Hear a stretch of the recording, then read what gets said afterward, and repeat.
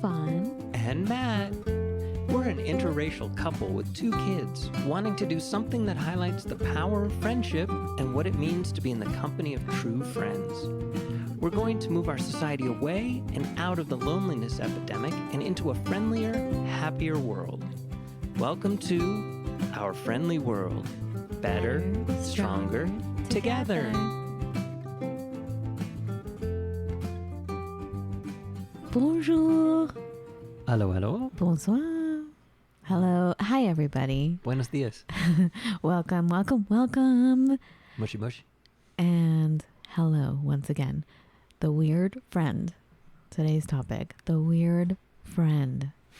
Now, don't freak out. I'm not disrespecting anybody. We're looking at the word weird and looking at the weird friends in our lives. Now, it's not what you think. We're going to look at the adjective and with the etymology of weird. Weird is not what you think it is. Or maybe you do. Strange, peculiar? Strange, peculiar, disturbingly different, odd, right? No, this is not what you're looking for. This is not the droids. What is it? These are not the droids you're looking for? Yeah. Or this is not your father's weird? I don't know.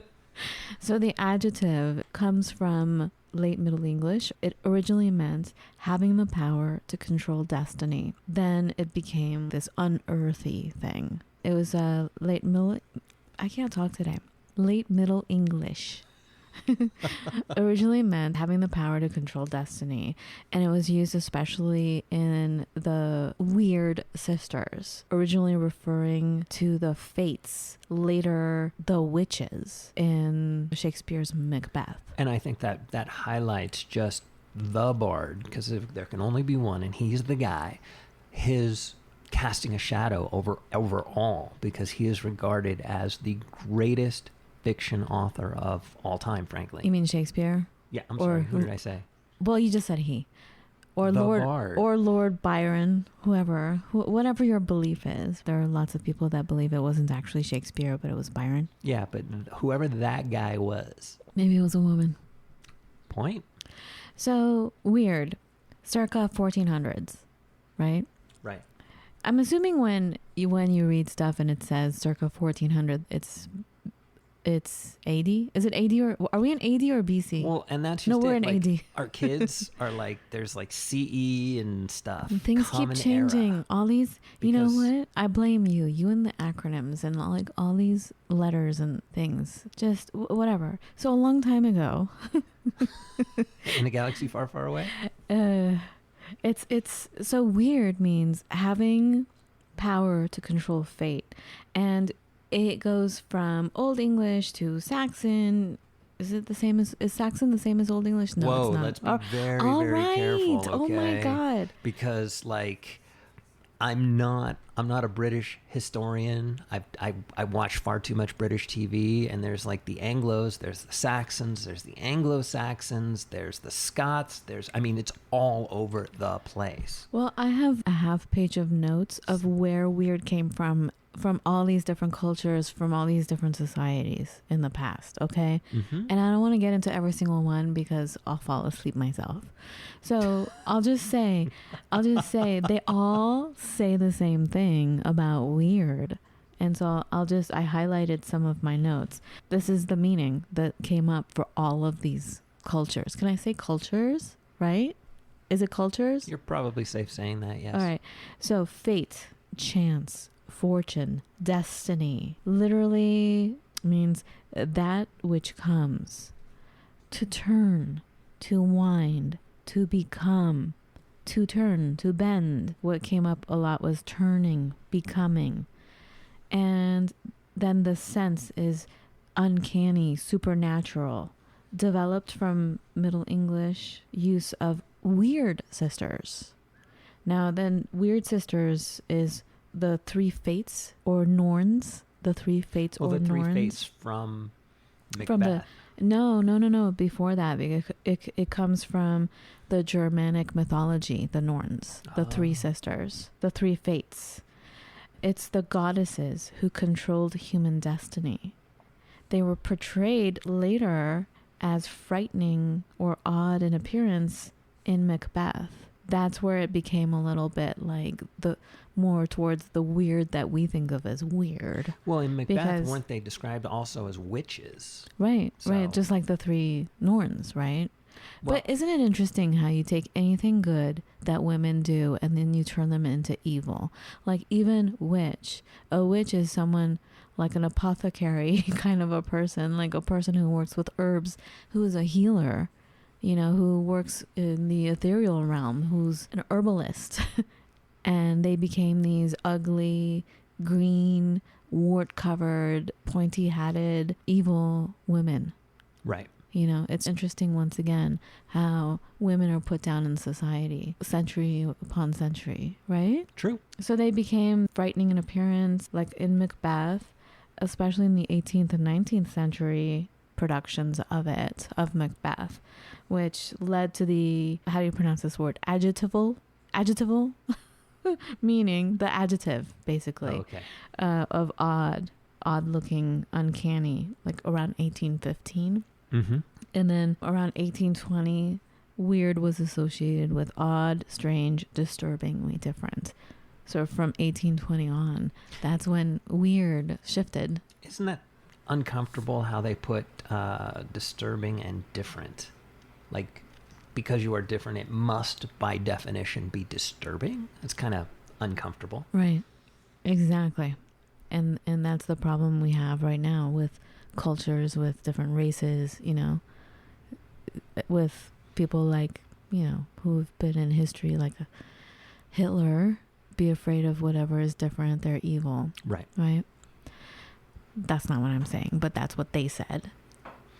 Let's make it clear. So I didn't know what a Norn was. The three Norns. What Norn means in Norse mythology, it means smart people. Oh, that's interesting, because there was only 3 of them. Well, I think the archetype was the three women, right? Right. And you taught me this. So there were three.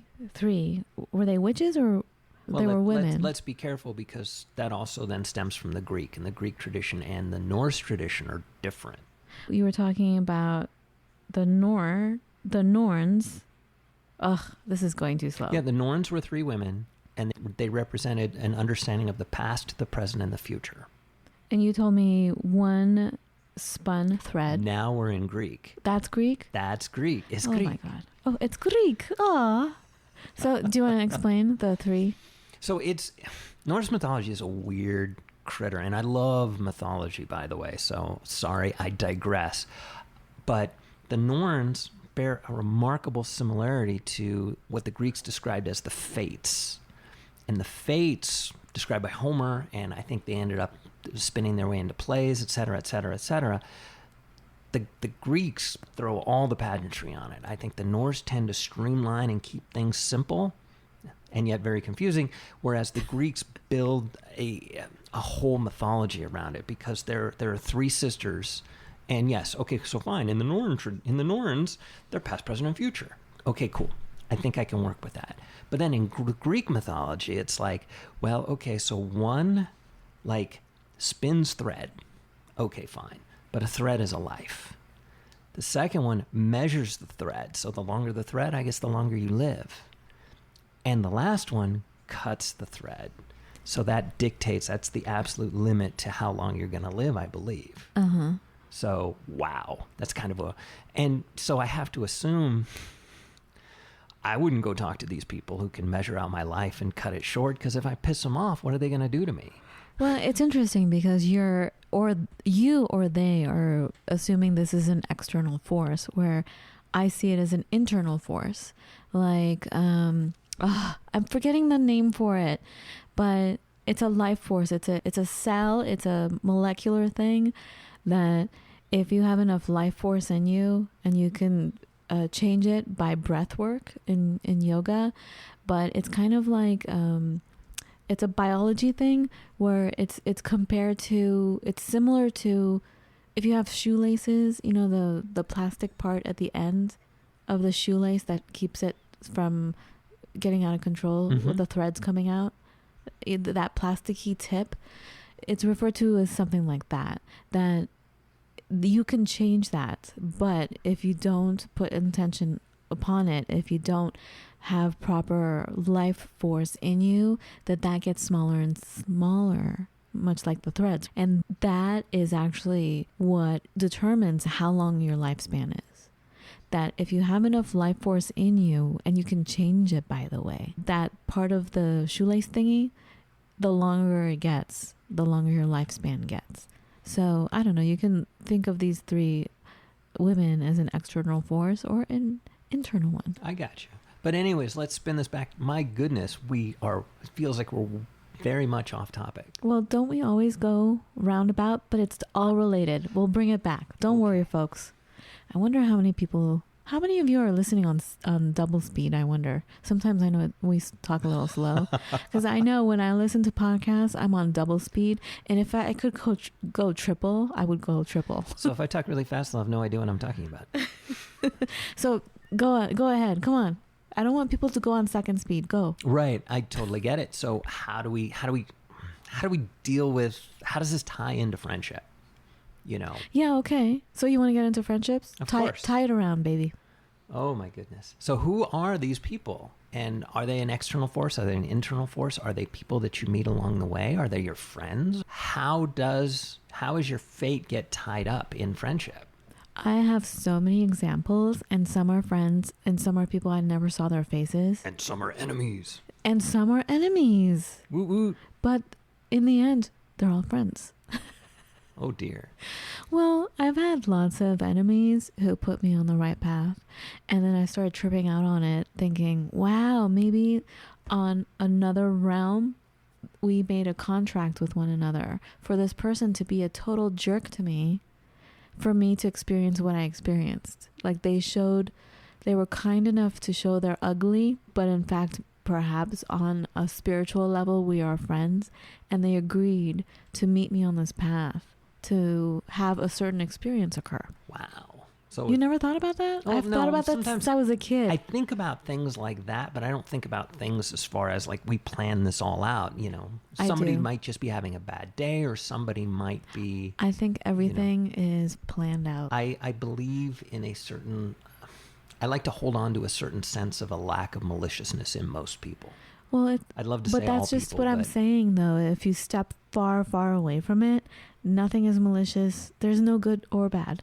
We've talked about this before. Is it good? Is it bad? Don't know. Well, we certainly have, but Matt just gave me a crazy look, by the way. Eyebrows up and down. I can construct scenarios where I can't see any good happening because of this. So there you go.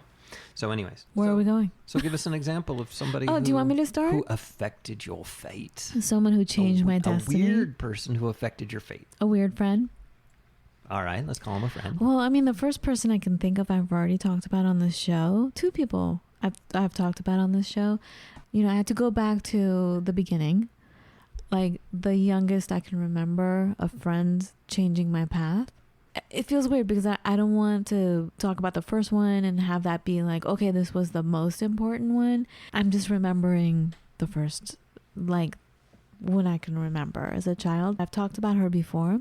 She was called the Witch. When I was in first grade, I attended first grade in 2 different countries. I was in the Middle East. It was a scary time. Like there was revolution about to happen. Things were bad. Right. But it wasn't bad yet. It was bad from the perspective of the foreseers who are noticing what's happening politically. Mm-hmm. Anyway, so I stopped talking. I wouldn't speak. And it was first grade. I was just quiet. And we had come from the United States, so we were known as the Americans. I was known as the American. Mm-hmm. So in first grade, in the Middle East, it was just weird. It was scary, and I was on my own because, of course, you all know the story. My family wasn't very involved or caring. So, like, I did everything on my own. I, like, checked myself into school. Like, maybe the parents... I can just see you, like, walking up taking a look. There's the school, and there's like the big doors, and you go in the office, and you're like, I'm ready for school today. Yeah, and they were like, "What are you doing here? We tore up your records," because I was American. I was right? thinking in America. I wasn't thinking. Oh but, no, America was great. Oh my God, when I came in LA, I had the best teachers. See, I was thinking in the positive way. But okay. anyways. Well, I'm just referring to the trauma. Like I had to go, and it was a totally different regime that was starting, and I was in an English school, like English, like UK. And things were changing, so it was just weird and uncomfortable, and also uncomfortable enough when you go from one country to another, like major culture shock. So here I am. There was this one girl who was referred to as the witch. She was very, very, very skinny, and her skin was almost translucent, so you could see her veins, especially in her hands. Like her hands looked like she was 100 years old. And they made fun of her. I was very spunky. I don't know if I've talked to you guys about the guy I beat up during recess, because he would not keep his hands off me. I mean, we're in first grade. He would kiss me, and it was like getting kissed by a Saint Bernard with all the slobber on your face. And it would happen in class, and I would raise my hand and tell the teacher, and the teacher would say, "Oh, that's so cute." And I remember looking at her, because I had complained a few times, and her response was always the same. "Oh, how cute." And I remember it was in the middle of class. I raised my hand. I said, "I need him off of me. I don't want to sit next to him. And he keeps kissing me. I don't want that." And so the whole class heard it, and she's like, "Oh, that's so cute." And I remember slowly putting my hand down and just staring at her. And that's when I started scaring myself, because I was like, okay, I'm going to have to take matters into my own hands. And come recess, I pummeled this kid. But anyway, so it was that kind of... How did I end up talking about this? I don't know. You were talking about your friend. Okay. Oh, yeah. I didn't take any guff from anybody. Like, I tried to obey the rules, but if I wasn't helped, I took matters into my own hands. So this girl who was called the witch, I don't recall her speaking either. I was new to school. We became friends. We spotted each other from across the schoolyard. We locked arms. I talk about this all the time. And we would walk arm in arm, and it was like the Red Sea parting of all the bullies and all these stupid kids who said horrible things to her, about her. And no one bothered us. Nobody. And I like to think, because they knew I would beat them up. And I was tiny myself. Like, I wasn't skinny like her, but I was small. You know what I mean? Like, a petite little girl. But we were a force to be reckoned with, man. And so she provided destiny for me, because now that I think about it, all these years later, whenever I talk about friendship and the true feeling of it, I think of her, and I think about us locking arms and walking, going on strolls through the yard at recess and lunchtime and before school. And that bond that I felt, that sense of security, that sense of power that you have with a friend, that for me was one of the weird friend moments. Right. Because it was truly magical. It was truly, if you think about it, fortunate, destiny filled, because now that's all I talk about. That's my whole mission, is the friendship, the bond, and I always go back to her.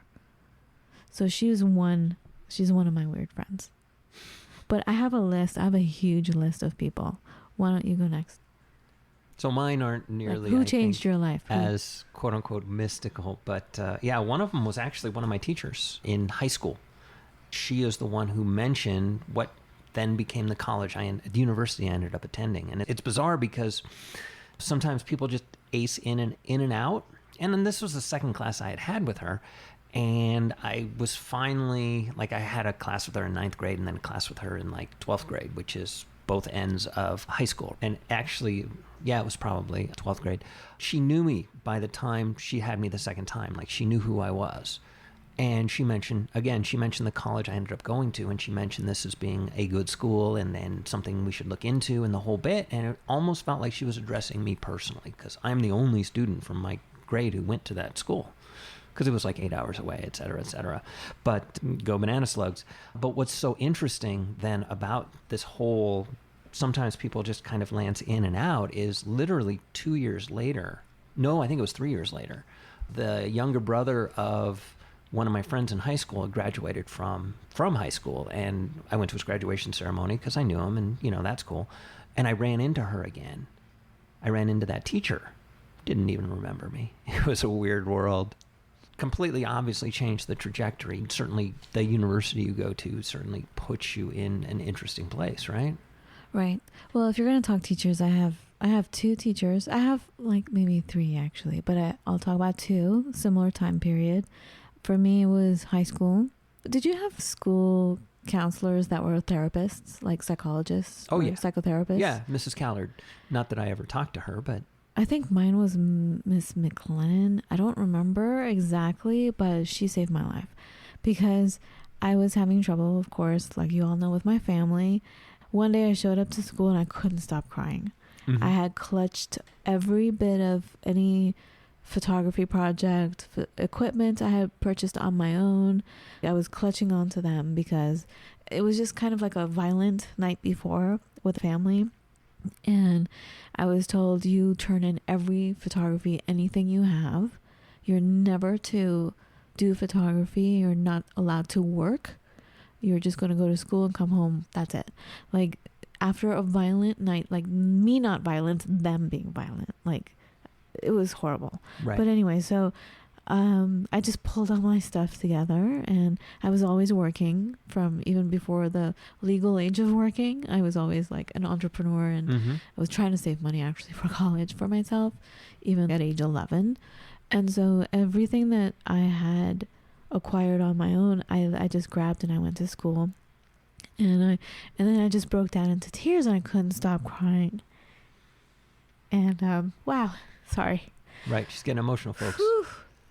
So what happened was somehow I ended up in the office before school, and I guess all the teachers noticed.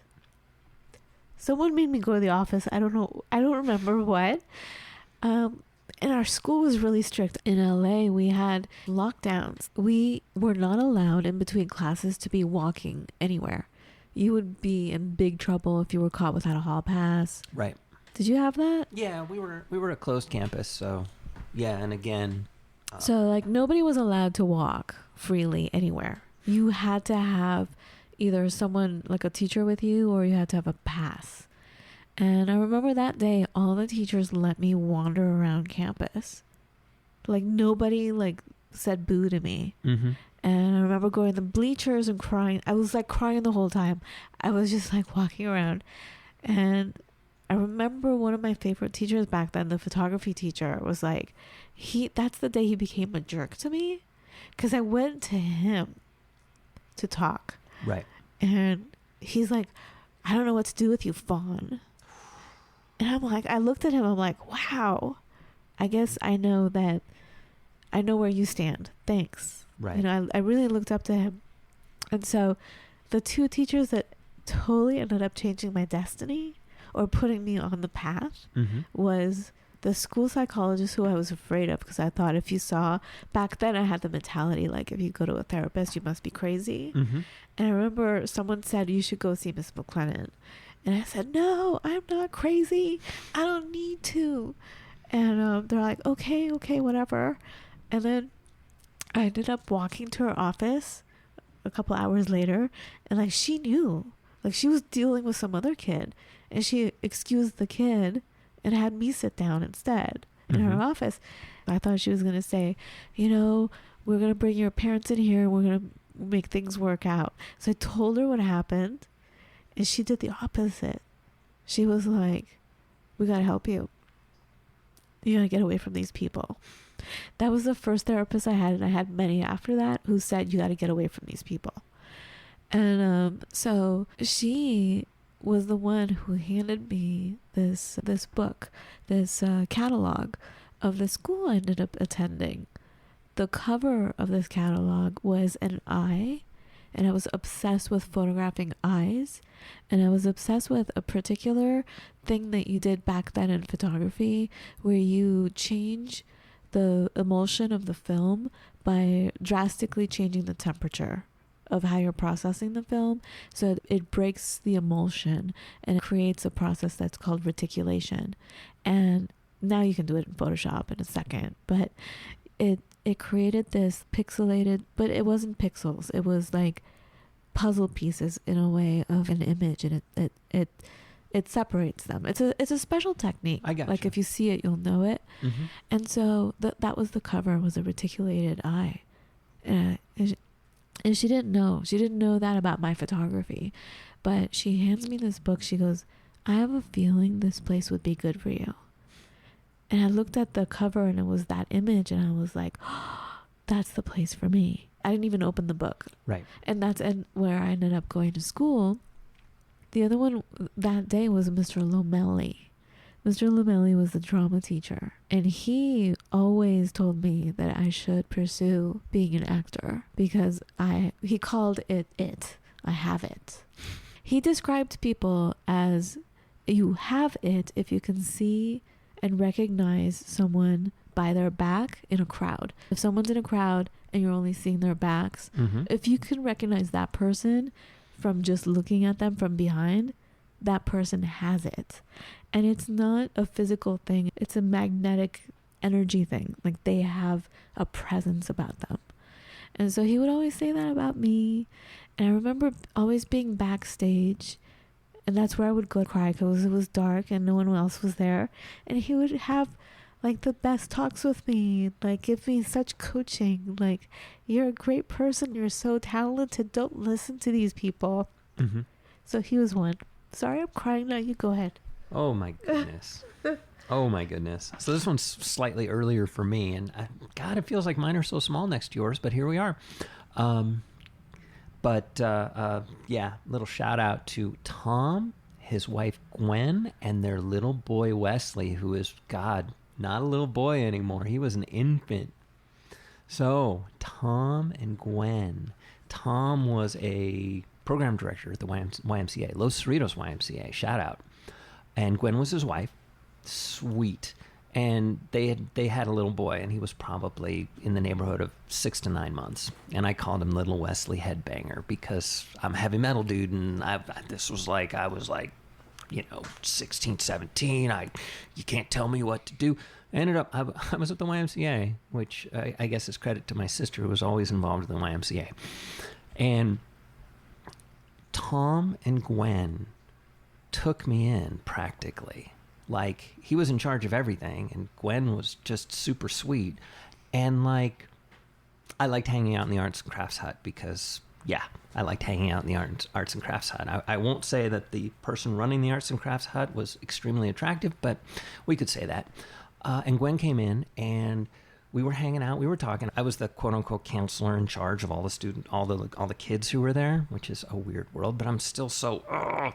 But like, they took me in, and they were like just normal, and like I could see, first of all, the love that they had, and I could see the love they had for their son, like love they had for each other, and they started embracing me with that, and it really gave me pause because in my world it was like me and like 3 or 4 other people against the whole flippin' world that just wanted to tell me how to be, how to see, how to go. And they saw me, they accepted me, and we all moved on.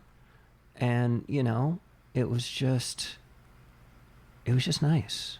And it was just simple. And it doesn't have to, weird doesn't have to be big. It doesn't have to be complicated, but you can feel the shift. You can feel like things starting to change. And that's when I think things started to change, and I started to be more like, you know what? I'm just going to show who I am, and if you don't like it, that's what it is. Not, I'm just going to be angry, and you're just going to get this red wall every time you try and even look at me, so you're going to be like afraid, or you're not going to want to. And it really tweaked it for me. And that was at the beginning of the tweak that happened when I started my senior year in high school, which is where I really just mellowed out, quote unquote mellowed out.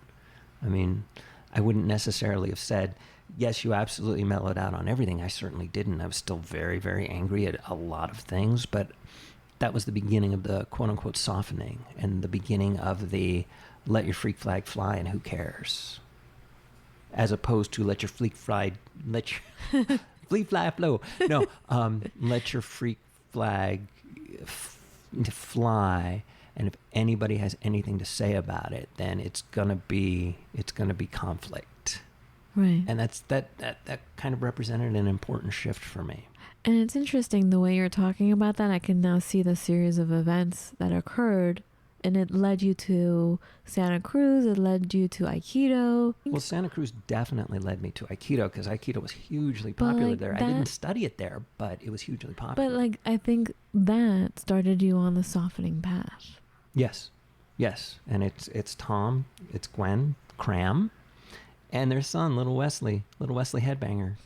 So speaking of events, like the whole train of events, we were talking about evil people. I was just going to give you another weird friend example, which is Holly for me. But what led me to Holly was a result of an evil person. I was a photographer.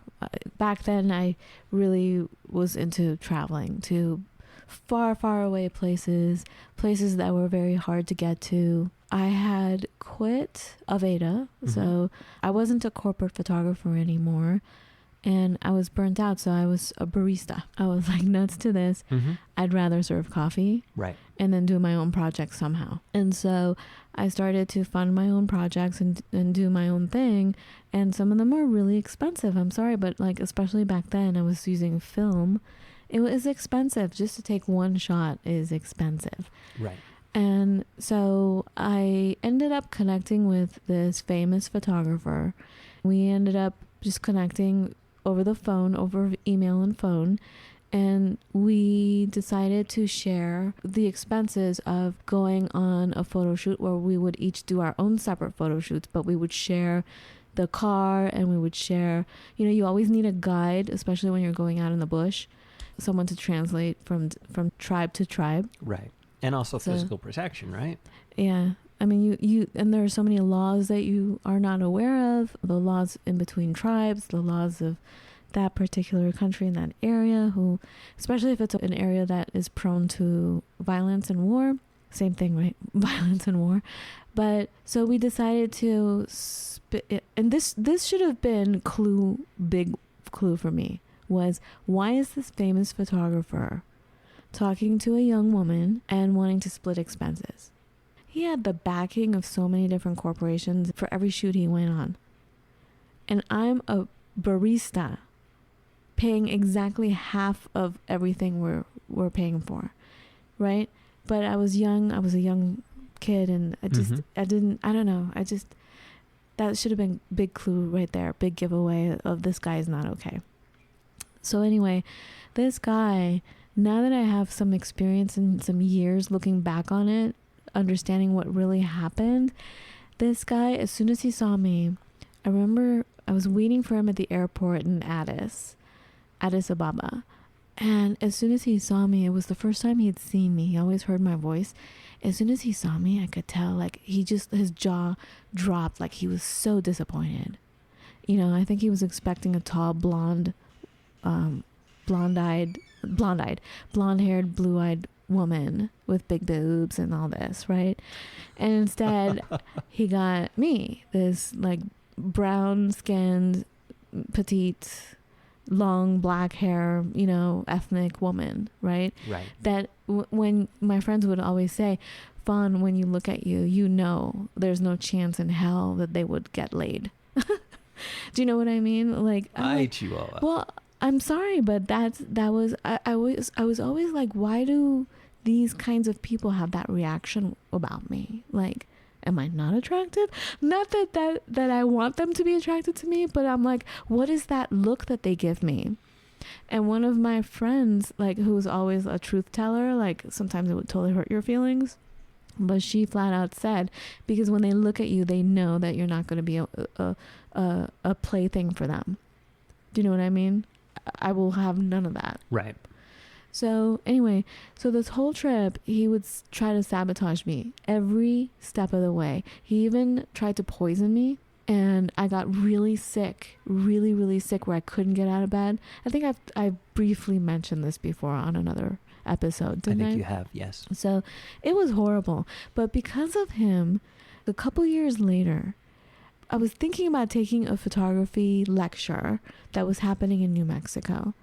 It was Santa Fe? It was in Santa Fe, where all the artists would always meet, right? Mm-hmm.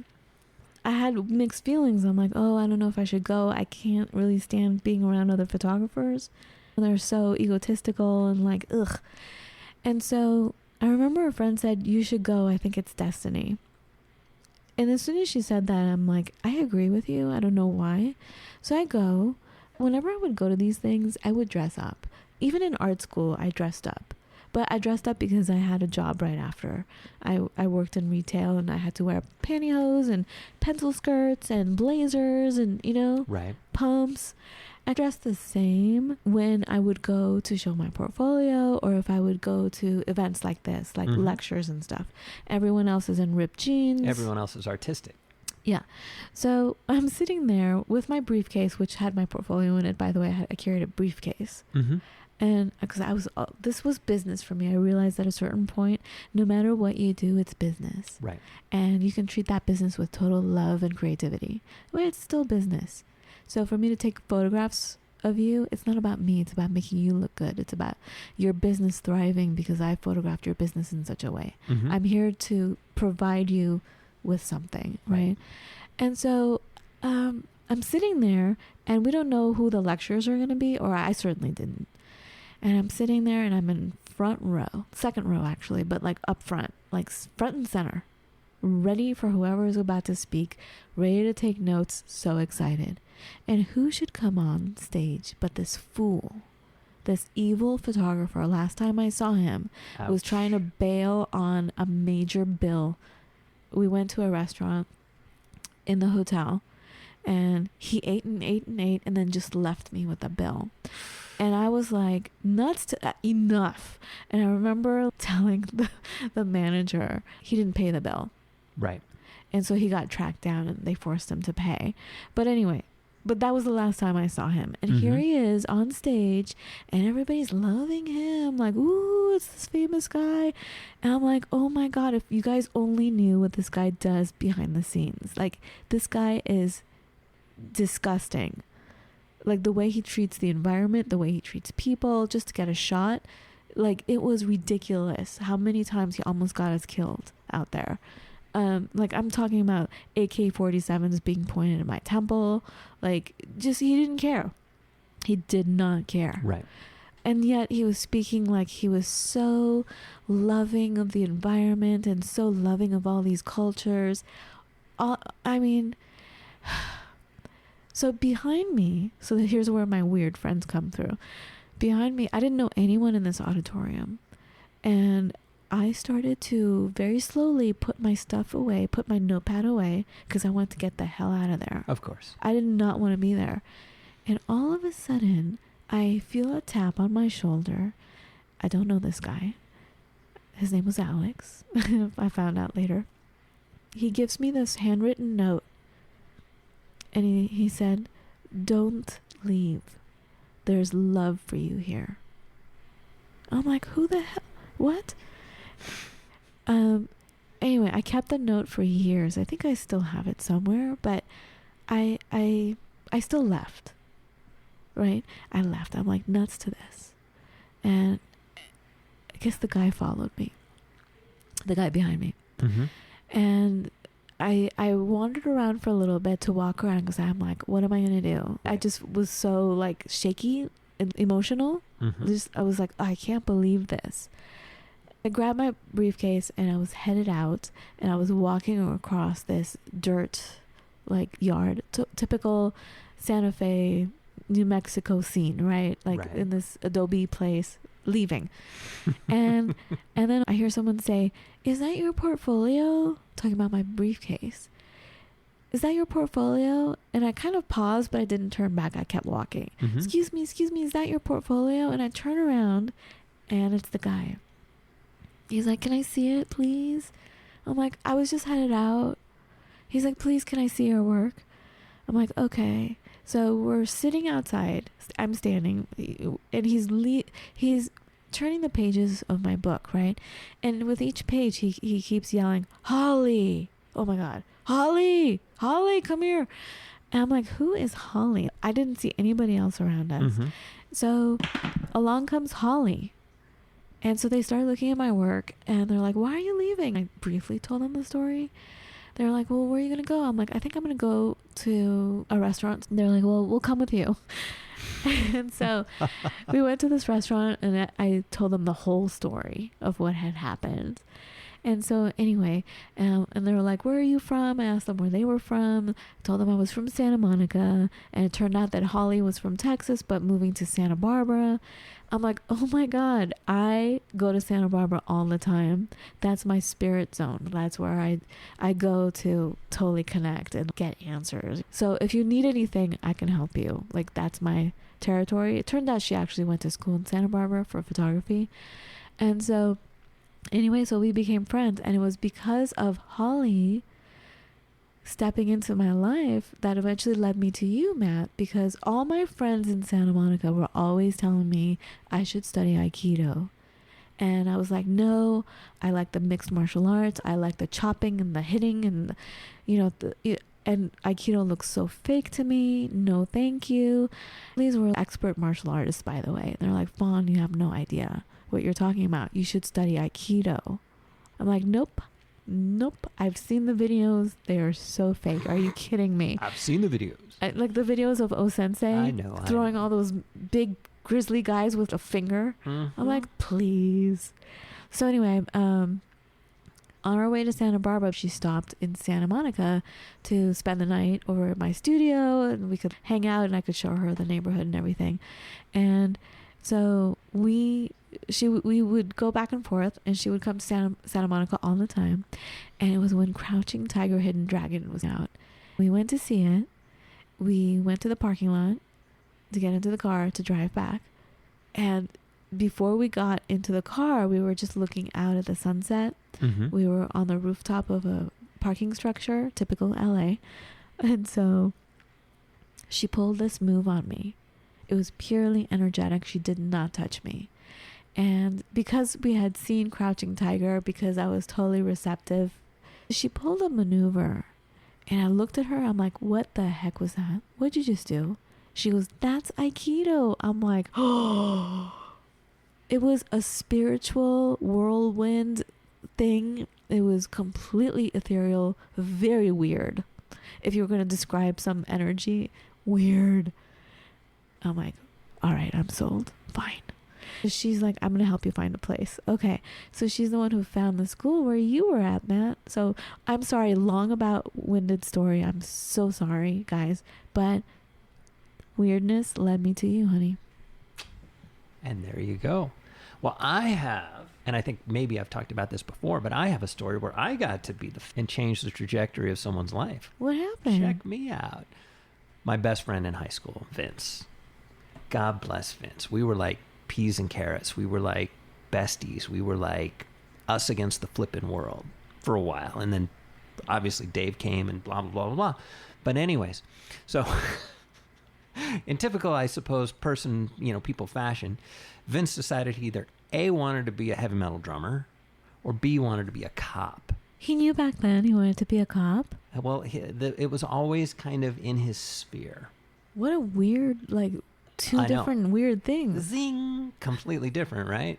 Anyways, he told me, hey, yeah, there's tryouts, there's whatever you want to call it. There's testing to become a Orange County sheriff, and it starts on this day. And so I said, Vince, let's do it, you and me. Let's see how it goes. You mean you were going to do... We trained for the PT, the physical test. I took the physical test with him, where you have to carry a body for so many yards, and you had to run 1,600 yards, and you had to sprint, and you had to, I don't even remember what else you had to do. I think you had to climb a wall. I don't know. Who knows? This was an interesting amount of time ago, but I did that with him.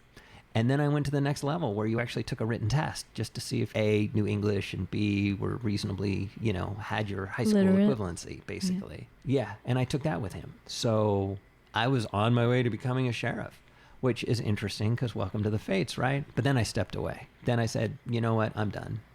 And he continued. And because of that, that made him a special sheriff's officer, which made him a bus cop. Went to the academy and everything, and that was the beginning. I have a whole list of people that have totally been there. Like, I have one I never even saw. I was at a bookstore, the Bodhi Tree. Do you guys remember the Bodhi Tree in LA? The Bodhi Tree. You always talk about it, but You never went. You went there with me. On Melrose. If you say so. You guys, the Bodhi Tree was amazing. All kinds of books, mostly spiritual books, weird books. So Weird books. I was there one day looking for help. I was looking for some book to turn to for comfort. I sat on the ground, looking at the shelf in front of me, trying to figure out which one of these books should I pull out. Ah, the I Ching. There were so many of them. Of course. And then all of a sudden, this hand comes like inches by my face. Oh, heck no. And goes, and very gently, because it was a loving energy. It was totally loving. Very thoughtfully, very gracefully, very respectfully. Very close to me. Goes and takes out a book, pauses on this one book, and then slides it out, and then the hand motions like this one. I didn't even look to see who this person was. I just took the book and I opened it. I bought it. I have it to this day, all these years later. Mm-hmm. That book one day ended up on my shelf at my house in Seattle. I had just moved to Seattle. One of my best friends, Daphne, who I always talk about, comes over for the first time to my house, goes to my bookshelf, goes straight to this book and said, "Oh my God, that's my acupuncturist. That's my doctor." That's his book? dad. That's his dad. So like a lineage of this whole family of really talented acupuncturists. Mm-hmm. But this is like you've seen you know the book I'm talking about. It's super thick, the I Ching one. That created more of a bond with my friend Daphne. And that book to this day is one of those weird things. Weird. And it's but talk about metaphysical, talk about fate and destiny and all that. That's what this whole book is about, right? The book of changes. Yes. And what did we say? One of the meanings wasn't it to become, to change, to turn, to bend? The spirit of becoming is what weird means. This is the book of changes. That was another weird friend, but I never saw this person. Interesting. Your turn. I have nothing to match the well thought out that you've got. Listen, this is not well thought. Well, it is well thought out because I always think about how people affect me. And every time I see someone, I'm like, wow, because I do believe everything is a pre-planned meeting. Every person I walk by, every person that my eyes see, I feel like that was an assigned meeting. Mm-hmm. Every person on my path, we plan this. Right. We plan to meet, even if it's just to walk by, like our energetic fields combining for a second even. So I'm sure there's a lot, but it's not like I thought about this before the show. I'm just remembering these are the people. Right. And I just started to jot down some names. And I do have a whole list in front of me. But yeah, it is well thought out because I always think about this. Even the birth of our kids, I'm like, how profoundly it changed my destiny or put me on my true path. That was a designated meeting for sure. Right. I'm going to give you another example of a weird friend. This is how I got involved in acupuncture. I had moved to Santa Monica in our neighborhood. The apartment that I lived in, before I totally fixed it up, it had no flooring. One day I'm just sitting on the ground and I notice a spider on my leg. I'm like, ugh, and I flung it off, right? But then we caught it and we were looking at this spider. My friend and I were looking at the spider and it had fangs. I'd never seen a spider like that before. It wasn't big necessarily, but it had these fangs. Like, oh my God, what the heck is this? We looked it up and it was a recluse spider. We took the spider out and put it in the dirt outside. Shortly after that, I developed this thing on my shoulder that first it was like a tiny little dot. It was itchy and I scratched it and it started to bleed. And I didn't have health insurance back then. You know, I was working as a barista, no money, very little money. I couldn't afford to go to the doctor or anything. But this thing grew. It was actually 3 dots, like a triangle. It grew to this, I don't know, would this be like 5 inches? 5 inches on my... It took up my whole shoulder, like a round, bony part of the shoulder right here. Right. And it turned black. And on the outskirts were these bumps that would bleed. And the black part, if I just scratched it a tiny bit, would bleed. This happened for months. Every day I had, like, in the middle of the day, I would have a fever. I had very little energy. I just didn't feel good. One day when I was serving coffee, this guy walks in, this weird guy. Weird. Weird isn't good weird.